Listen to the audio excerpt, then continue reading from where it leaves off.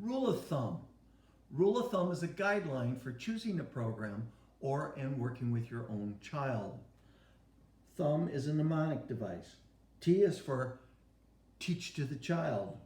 H is for half your periods reading and writing. U is how to begin with understanding. M is main idea is stimulating the word form area and how to begin your teaching of the child. Let's go to T, teaching to the child. Now, many of the kids that I've had that are first graders, actually I can clean up all their consonants and their short vowels and put them in a book with the consonants and short vowels. Some kids actually know this and this and this and this, and I put them in a book that covers all this. I daily review all the sounds they know and work with all the sounds they know, but I do a quick review of what they know and I go into their book. Programs that are not diagnostic will just start the child from beginning and often do a consonant a day, no matter if the child knows all this. So you want to make sure that they're teaching to the child, not just to the program, okay? Half the period should be reading and written response.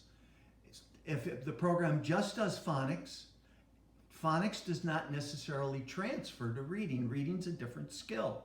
It requires context, it requires the use of syntax, it requires sounding out while you're reading, and you must practice that daily. So half the period should be reading and writing. What will help that is watching the video pressure release.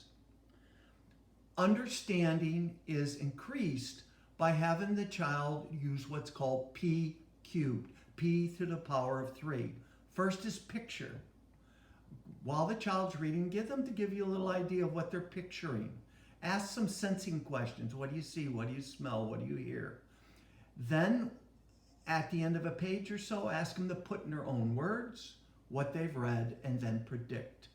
So we want to do that. Now, when you're early phonics, you don't have to do a lot of that. You're just trying to get them to read. But once you get in more meaningful material, you want to do that.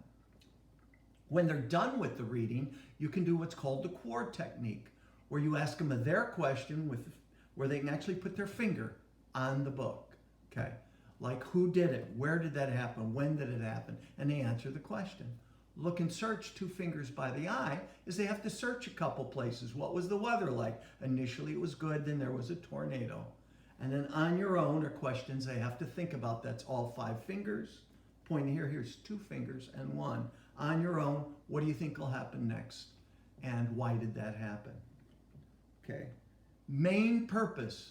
The main purpose in our program is to stimulate the word form area, which is behind the lower part of the ear. And this is the part that records words.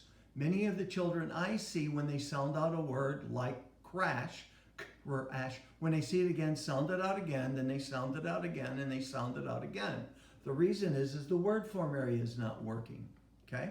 In order to stimulate that, you need to do a systematic phonics program, read at least 20 minutes a day, do repeated readings every day, the same passage 4 or 5 times, a paragraph or so, and pick up some sight words as you go, but not too many.